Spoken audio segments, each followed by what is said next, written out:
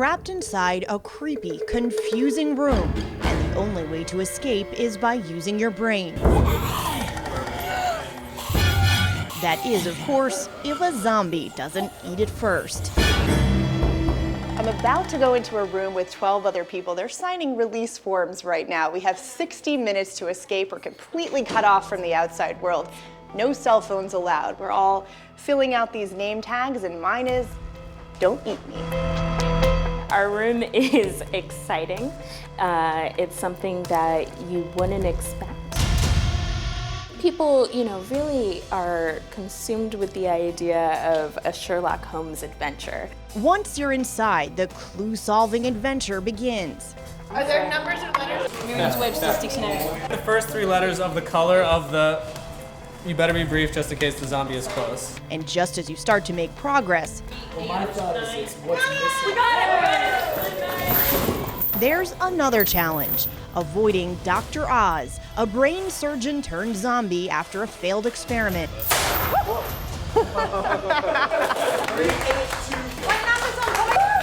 People like the excitement of a zombie. It was certainly a little wow, especially when you have the zombie in here, everything just running around. It gets crazy. So apparently if you distract the zombie, you can kind of get the clues from behind where the zombie is. Every 5 minutes, the zombie releases a link to his chain.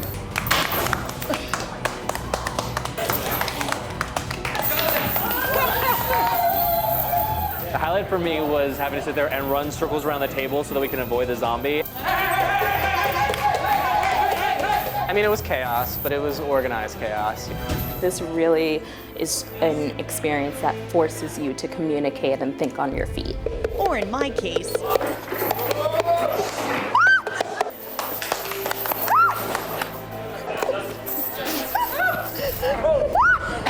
I lost his shoe.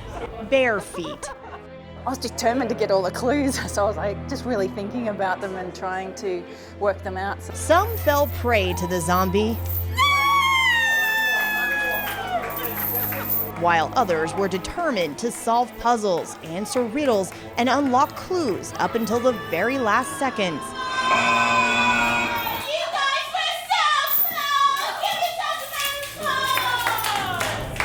And even though our group didn't escape in time, we took home a different perspective on teamwork from this zombie-filled game of wits.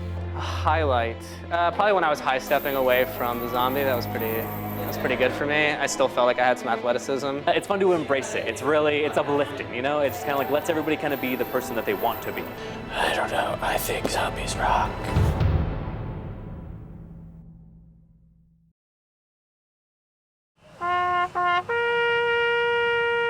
Thomas L. Bull. The names seemed endless, and so did the headstones. April 10th, 1938. Some sacrifices given generations before. John W. Shields. But what they left behind still echoes with every waving flag. Thank you for your service. Words these young people are only beginning to understand, but that is why they're here. We're planting the flags for all the soldiers. I saluted them because they helped us be a free country. Freedom, one of those words that's become a lesson. We don't have necessarily limits or leaders, and we're free to do what we want and what we want to say. Griffin Cote from Boy Scout Troop 139 is just starting to learn about freedom and what it means. But he knows those buried under the flags he is placing fought to protect it.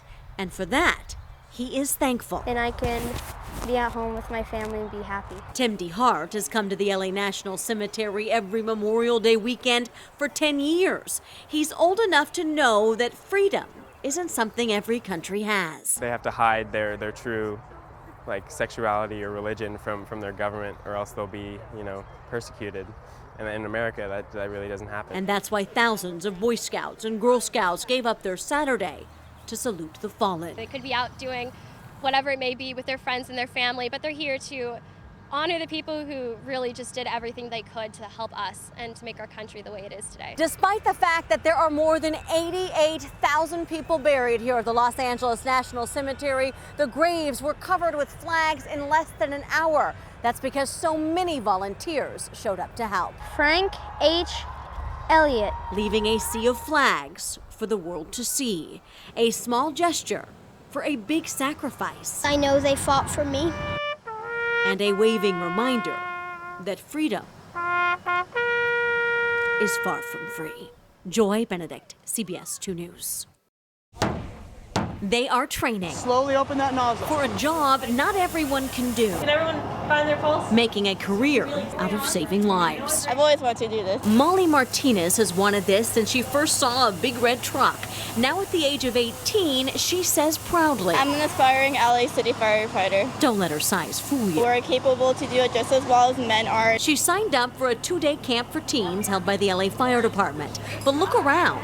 This is for girls only. I think it's really empowering. Kilea Lee came here wanting to be an EMT. You're just a first responder and you can save someone's life. She's spending the weekend with 70 other girls with the same dreams, harnessed in, climbing, handling power tools, and now she's thinking the ladder may be a better office. And I didn't think I was strong enough until I put on the gear, and we can do it. We all can. That's exactly why the LA City Fire Department is offering this camp. Right now, the department of about 3,200 firefighters is only 3% women. There are women out there that can do it.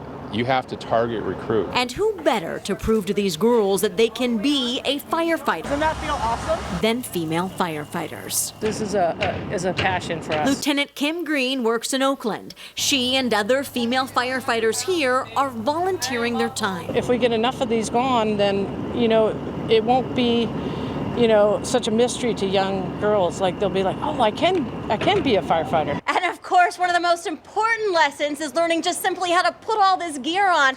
It is 70 pounds. It is really heavy and it is really hot. And we haven't even gone to the fire yet. Not everybody's qualified to do this job, whether you're male or female.